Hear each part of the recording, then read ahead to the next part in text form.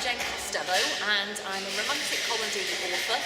I've written 8 and a bit books, and my next one is out in April. It's called The Love Shack. And I've noticed in the kind of 8 or 9 years that I've been writing that we authors tend to get asked a handful of really pressing questions by people. And I thought it would be a good idea to do a series of videos that answer these questions that are obviously burning for readers out there and would-be writers. So here goes. So Jane, what's the best thing about being an author? The best thing about being an author, right? There are so many absolutely brilliant things about being an author. I can't even kind of begin to list them. But I think there's 2 things I'd pick out. The first is seeing your book that you've spent a year of your life sweating and having tears and all the rest of it over. When you actually see it finished and completed, and with the lovely cover and all the quotes inside. There are a few moments when you actually see that on the shelves that can compare with that. So there's that. But also I think just doing a job that involves going into your own little world. I kind of work with my headphones on, and I can just kind of drift away into this completely a world that's far more exciting than the one I live in, and just spend time daydreaming for a living. It's a brilliant job, and I really can't imagine doing anything else. And Jane, where do you get your ideas from? Some of my ideas I get from real life. And some of them are simply a question of my overactive imagination. I can think of several books in which I've taken quite a bit from real life. I went through a period of my life when I did some online dating, and that was just this wealth of sadly comedy material from some of the people I ended up dating. But real life is just full of funny things, and when you're writing comedy, it's all out there. You just have to kind of tweak it up by 10% or so and have a lot of fun with it. And if you could have written any book in the world at all, what would you have written?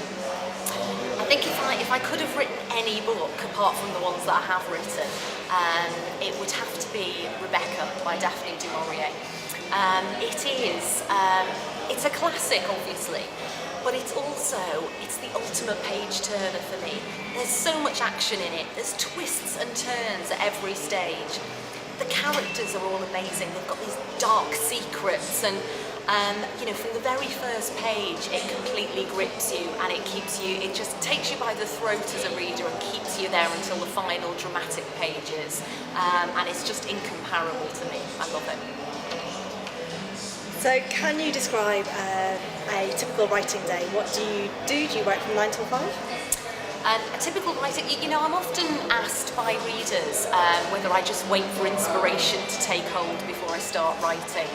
And I've got 3 children, and very busy life, and you just can't do that. You have to treat this.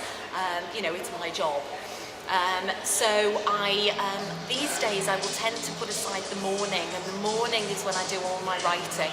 I'll either write in a coffee shop or in my study at home, and I try to avoid all the emails and the washing that needs doing and any other distractions like that, and just kind of focus on the world of my books, and then spend the afternoon doing all the other bits and bobs that if you're self-employed, you do the accounts and you do all your emails and that kind of thing. But my brain is working at its best in the morning, so that's when I'll write. And if you ever get a day off, what do you do with a non-writing day? Non-writing days tend to be dominated by doing things with my kids. I love going up to the Lake District. I live in Liverpool, but I go up to the Lake District a lot, so we spend loads of time in there. I love the great outdoors.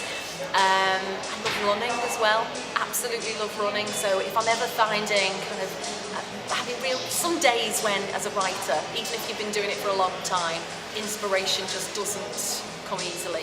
And I always find the best way to clear my head is running. I'm not very fast. I'm not at all fast. I'm puffing and panting and like nobody's business by the time I get home. But it is a great way to relax, and I love doing it. And what would be your message for anybody that wants to be the next Jane Costello, that's an aspiring author and wants your job? Aspiring authors, I think, ultimately you've got to have a great amount of self-belief, because there will be a lot of reading a book is such a kind of personal thing, so not everybody will like what you do.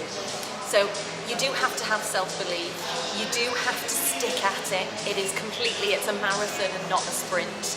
I could so easily have given up on chapter 3 so many times I can't even tell you, because some days it's very, very hard.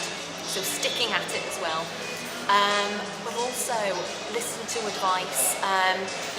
Like I say, self-belief is great, but if you're getting lots of people telling you that something doesn't work, it probably doesn't work. It's probably not the fact that actually you're just the next undiscovered J.K. Rowling.